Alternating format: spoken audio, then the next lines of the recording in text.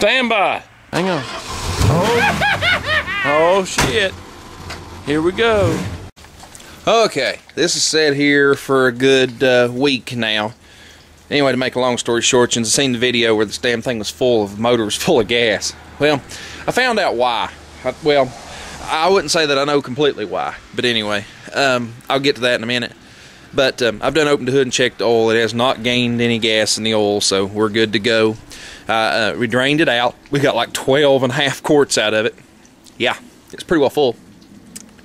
Well, anyway, it has, I'm not even sure which oil pans on this truck, nor am I sure the dipstick's right. I got to do a little picture reference research and things of this nature, but I put 5 quarts of oil in it and showing over full. Yeah, with the new filter, so I'm not 100% sure there. I think the dipstick's wrong.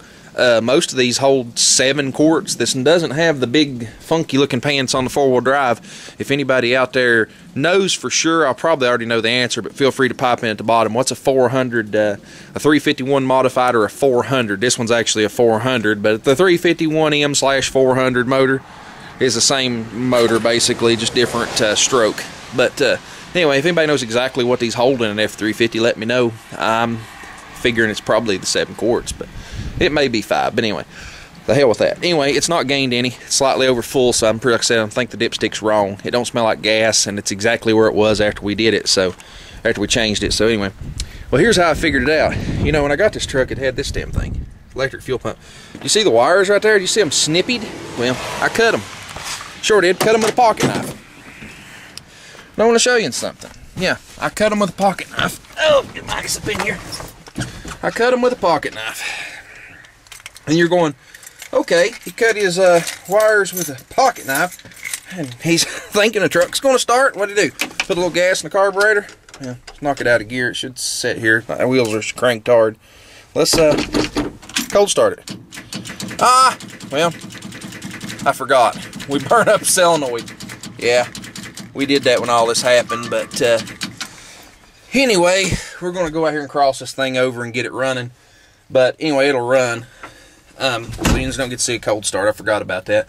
Need to pick up a solenoid while I'm out. But it comes back to this. What had happened is somehow that electric fuel pump got current and was running, apparently when the truck wasn't. And caused it to, you know, just kept pushing pressure against the needle and seat, and it was never moving. What was bleeding past it slowly. And it slowly filled the freaking motor full of gasoline. That's what happened. But they had this electric pump back here pushing to the factory pump on the block and then going up to the carburetor. Yeah, I just cut the wires off of it and started the truck. The pump on the block's good. It's a new pump and it's good. It works.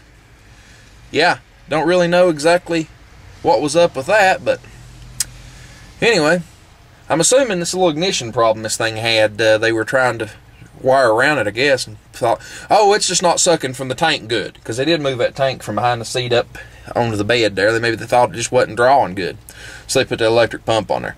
Who the heck knows? But I'm going to get out here and find me a good length of wire, short piece of wire or something to jump this solenoid with, because I fried the solenoid. Oh yeah, I French fried it. I cooked it. It's no shame. I burned it up, so I had to put a new one on it. That's my own stupidity. Well, it wasn't really my stupidity. I thought the batteries had run weak, and, you know, it'd done this once before where you turn the key and it would, like, it wouldn't want to start, and you keep clicking it. I thought the starter itself actually had a bad place in the armature. That's what I really thought. And the batteries were weak, or a combination of the above. But it turns out that the freaking motor is full of gas, and it also turns out that this ain't the first time that this has happened, so, you know, I thought it was kind of strange, this old truck. You know, I've run the piss out of this truck. It runs good. I've run the piss out of it. Used it. And you know, he told me how long it had been since he changed oil in it when I got it, and this, that, and the other. It was coming up close to an oil change. I thought it was really weird that it had not used a single drop. I think it probably used, you know, over a short period of time, it didn't do anything like it did this last time, but as far as fill the crankcase. But I would say there was a good quart of dilution the whole time before this last episode happened. So, you know, it is what it is. Motor got a heck of a cleaning, but the oil never got black in it. So, I don't know if it ever got enough to get true dilution or not beforehand. But, like I said, the oil was never black in it until this happened. So, Motor's clean as a pin inside now. I had a valve cover off of it. Boy, she's squeaky clean inside. So if this didn't kill it, I don't guess anything will. I've drove it. I've put about 100 miles on it. So, and I pulled a car with it. It's not knocking or doing anything stupid. I think it just got a good bath inside, you know. It ain't no difference than a lot of us will put kerosene in one and clean it out. But this freaking weather's nuts. Okay, it's snowing, right? This is the end of March. This is the 25th of March. It's snowing. As you can see, there's snow on the ground. 15 minutes ago, the ground was completely covered. The sun comes out, it disappears, and quits snowing. I mean, literally that quick. It disappears, melts, and quits. Now it's snowing again. The ground will be freaking white, and if it does like it did a minute ago, the ground will be white again in 5 minutes. Let's get this truck started.